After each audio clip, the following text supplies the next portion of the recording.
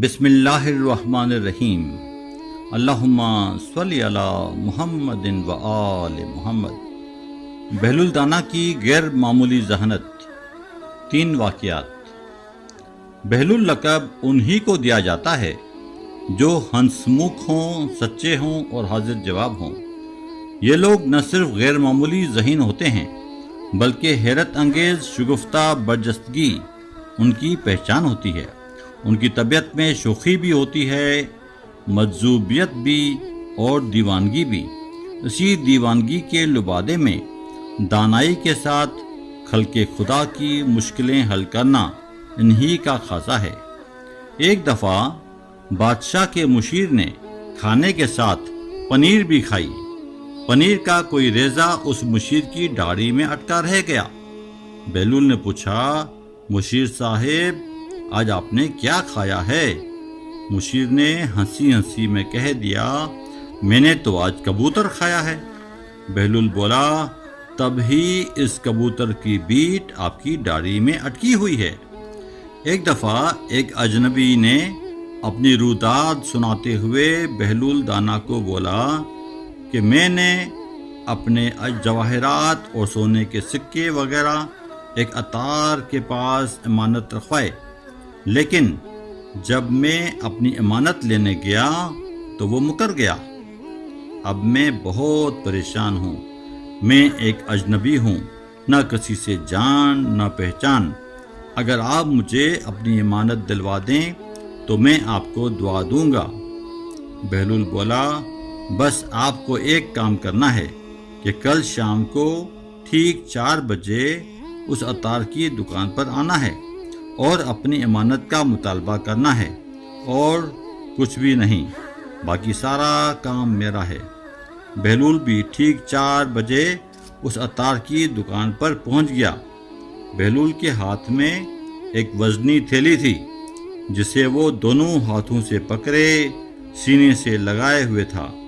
عطار کو سلام کر کے بولا، جناب میں کچھ عرصے کے لیے خراسان جا رہا ہوں، دور کا سفر ہے، یہ میری جمع پونجی ہے، کچھ جواہرات اور 30,000 اشرفیاں ہیں۔ اگر میں 3 ماہ میں واپس آ گیا تو اپنی امانت آپ سے لے لوں گا، اور اگر میرے نصیب میں آنا نہ ہوا تو آپ اس رقم سے کوئی مسجد بنوا دیں۔ بہلول نے نہایت سنجیدگی سے کہا۔ عطار نے تھیلی ہاتھ میں لی، اس کا وزن محسوس کر کے وہ دل ہی دل میں بہت خوش ہوا اور بولا، آپ فکر نہ کریں، اپنی امانت اسی طرح محفوظ پائیں گے۔ ابھی بہلول نے تھیلی اس کے حوالے ہی کی تھی کہ وہ اجنبی آ گیا اور عطار کو بولا، جناب میں نے جو امانت آپ کے پاس رکھوائی تھی براہ کرم اسے عنایت فرما دیں۔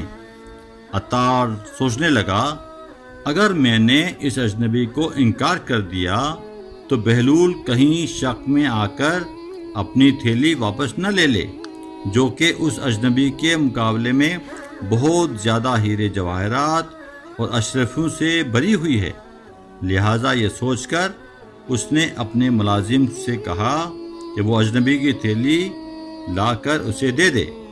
اس شخص نے تھیلی لی اور شکریہ ادا کر کے چلا گیا۔ اس کے بعد بہلول بھی خدا حافظ کہہ کر رخصت ہو گیا۔ عطار نے بے قراری سے وہ تھیلی کھولی تاکہ اس کی مالیت کا اندازہ کیا جا سکے۔ یہ دیکھ کر اس کی آنکھیں کھلی کی کھلی رہ گئیں کہ تھیلی میں لوہے اور کانچ کے ٹکڑے بھرے ہوئے تھے۔ ایک دفعہ بہلول کے ہاتھ میں سونے کا سکہ تھا اور وہ پاگلوں کی طرح اس سکے سے کھیل رہا تھا، کبھی اسے گھماتا، کبھی مٹی سے صاف کرتا، کبھی ہوا میں پھینک کر پکڑتا اور کبھی کبھار اسے انگلی پر نچاتا۔ ایک چالاک آدمی دور سے یہ کھیل دیکھ رہا تھا اور اسے پاگل سمجھ کر کہنے لگا، ایک سکے سے کھیلنے میں تھوڑی مزہ آتا ہے، تم مجھے یہ سکہ دو، میں اس کے بدلے میں 10 سکے دوں گا۔ اور اس نے جیب سے سکے نکال کر بہلول کو دکھائے۔ بہلول بولا، ٹھیک ہے بھائی، تجھے میرا کتنا خیال ہے، کہ تم ایک سکے کے بدلے میں 10 سکے دے رہے ہو، لیکن میری ایک شرط ہے کہ پہلے تم گدے کی طرح ڈینچوں ڈینچوں کی آواز نکال کر دکھاؤ۔ وہ چالاک دھوکے باز سمجھا کہ اس پاگل دیوانے کے سامنے گدے کی آواز نکالنے میں کیا حرج ہے، لہٰذا وہ گدے کی طرح ڈینچوں ڈینچوں ڈینچوں کرنے لگا۔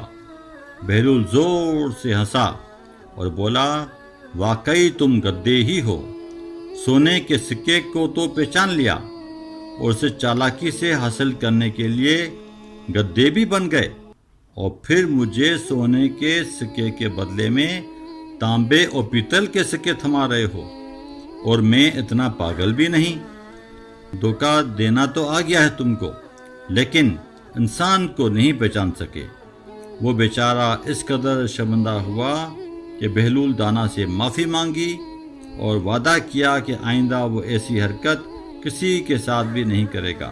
بہلول نے کہا، اللہ پر توکل کیا کرو تو ہمیشہ خوش رہو گے۔ اللہ نگہبان۔